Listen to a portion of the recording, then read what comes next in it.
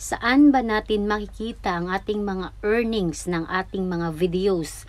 Katulad po ng in-stream ads at ads on Reels. Ito po ay katanungan ng isa sa ating taga-suporta, si Ma'am Estela. Tanong niya po, Ma'am, tanong lang po, saan ba natin makikita ang bawat earnings ng ating mga video?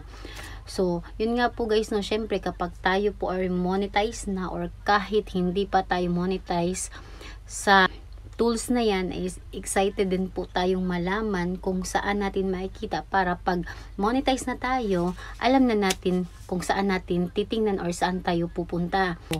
Sa in-stream ads naman guys, since wala na po ang Creator Studio, mas madali kasi noon guys, kasi pagka-click mo lang ng Creator Studio, makikita mo na agad.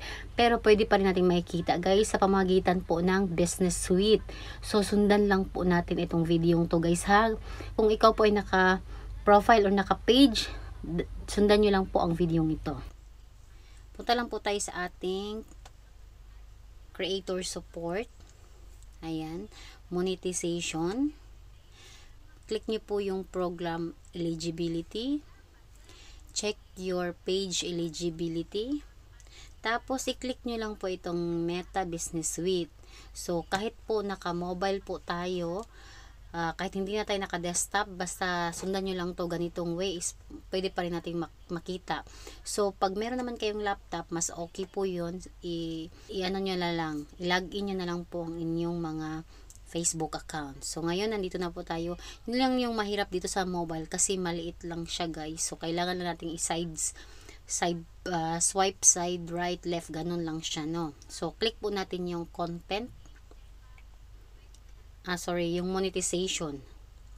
Click po natin yung monetization.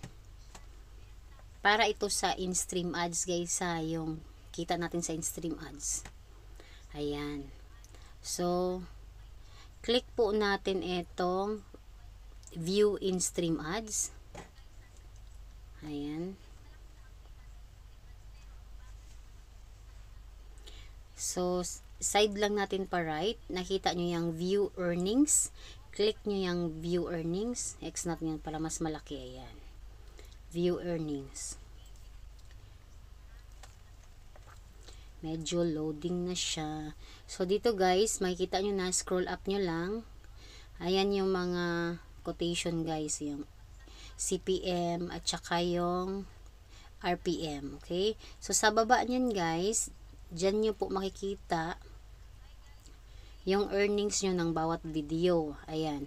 Ito yung video ko ng in-stream ad or ng long form video. Ayan. Nasa gilid po yung earnings. Approximate earnings. So, yung pinakamataas ko po ay yung $13.23. So, meron po siya. Tapos, makita nyo na lang guys. Swipe nyo lang. Ayan. Ay, chok. Ayan. So, dyan nyo lang siya makikita. Okay? Scroll pa right nyo lang. Tapos, yung add impression, andyan na din. So, ganun lang po siya kabilis mag-check sa in-stream ads. So, ayan yung mga videos natin sa in-stream ads. Ayan. So, ngayon naman guys, i-check naman po natin yung sa ads on Reels. Okay, punta natin yung account. Click po natin ang ating professional dashboard. Tapos, scroll up. Punta tayo sa baba. Hanapin natin yung monetization. Click nyo yan. Ngayon, click nyo yung ads on Reels kasi ito yung titingnan natin. Ayan, medyo loading. Ayan. So, lalabas na po yung inyong kita. So, i-click nyo lang yung see all para makita nyo ang iyong mga video. Ayan. Ayan po ang kitaan ng Reels ngayon. Ganyan. Ang baba niya guys. Okay, ganun lang po. Napakadali lang po tingnan ang ating kita sa ating ads on Reels. At nakuha nyo po, please pakibahagi naman po ang video ito para naman makapanood or makatulong tayo sa mga baguhan na hindi alam kung paano hanapin ang kanilang mga earnings. And pa-follow na din kung hindi ka pa po naka-follow para updated ka po sa mga next video kong i-upload. At kung may mga tanong kayo, huwag kayong mahiyang mag-comment down sa baba at try po nating sagutin sa next video natin. Thank you so much.